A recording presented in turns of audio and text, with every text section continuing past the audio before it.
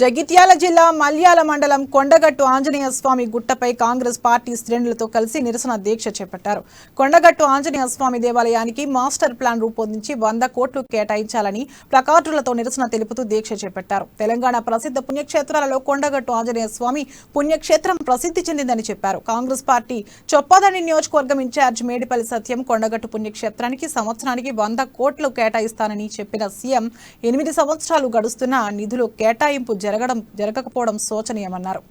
తక్షణమే కొండగట్టుకు master plan రూపొందించి అభివృద్ధి చేయాలని డిమాండ్ చేశారు.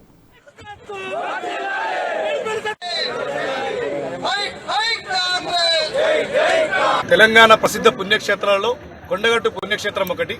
గతంలో ఆంధ్ర పాలకులు తెలంగాణ దేవాలయాలను నిర్లక్ష్యం చేస్తున్నారు. ఎలాంటి అభివృద్ధికి తెలంగాణ దేవాలయాలు నోచుకుంటలేవు. తెలంగాణ రాష్ట్రం వచ్చినాక అధికంగా నిధులు కేటాయించి డెవలప్ చేస్తామని చెప్పి గతంలో ఉద్యమ సమయంలో ఇప్పుడున్నటువంటి ముఖ్యమంత్రి గారు అనేక సందర్భాలు చెప్పిండు. ముఖ్యమంత్రి అయినాక కూడా ఈ కొండగట్టు పుణ్యక్షేత్రానికి సంవత్సరానికి 100 కోట్లు కేటాయిస్తామని చెప్పినటువంటి ముఖ్యమంత్రి గారు 8 సంవత్సరాలు దాటిపోయింది. ఇప్పటి వరకు కనీసం